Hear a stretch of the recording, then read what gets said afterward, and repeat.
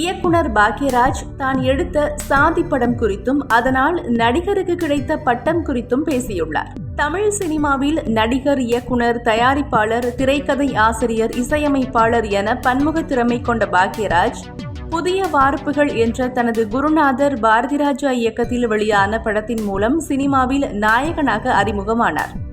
தமிழ் சினிமாவில் கதை சொல்லும் பாணியிலும் இயல்பான நடிப்பிலும் தனி முத்திரை பதித்தவர் இயக்குனரும் நடிகருமான பாக்யராஜ். இவரது படங்கள் இன்றும் ரசிகர்கள் மனதில் நீங்காத இடம் பிடித்திருப்பதற்கு இவரது தனித்துவமான திரைக்கதை உத்தியே காரணம். அப்படி 100 நாட்கள் கடந்து ஓடிய திரைப்படம்தான் ஒரு கை ஓசை.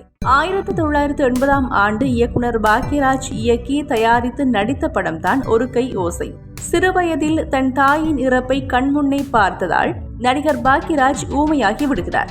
வாழ்க்கை வெறுத்து தற்கொலைக்கு முயலும் போதுதான் பாக்யராஜுக்கு மருத்துவர் அஸ்வினி அறிமுகமாகிறார். அவர்கள் முதலில் நட்பாக பழகி பின்பு அந்த நட்பு காதலாக மாறும். இதை பாக்யராஜ் அஸ்வினியிடம் கூறும் பொழுது அஸ்வினி தனக்கு திருமணமாகி குழந்தை இருப்பதாக கூறுவார். இறுதியில் என்ன நடந்தது என்பதுதான் கதை.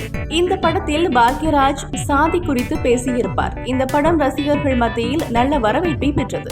இந்நிலையில் இப்ப எடுக்கும் சாதி படத்தை தான் அப்போவே எடுத்ததாக இயக்குனர் பாக்யராஜ் தெரிவித்துள்ளார். அவர் பேசியதாவது, இன்றைய இயக்குனர்கள் சாதி குறித்து என்ன சொல்கிறார்களோ அதை ஒரு கை ஓசை படத்தில் மிகவும் சீரியஸாக சொல்லியிருப்பேன். சங்கிலி முருகன் என்ற கதாபாத்திரத்தை உருவாக்கி இருப்பேன். அந்த நடிகரின் பெயர் முருகன் தான். சங்கிலி முருகன் கதாபாத்திரத்தில் நடித்ததால் இன்று வரை சங்கிலி முருகன் என்றுதான் அழைக்கின்றார்கள். அந்த படத்தில் சங்கிலி முருகன் தாழ்த்தப்பட்ட சாதியைச் சேர்ந்தவர். எல்லோரும் டீ குடிக்கும் இடத்தில் அமர்ந்து அவர்கள் டீ குடிக்க முடியாது, வெளியில் அமர்ந்துதான் டீ குடிக்க வேண்டும். அவர்களுக்கு ஒரு புனலில் டீயை ஊற்றுவார்கள்.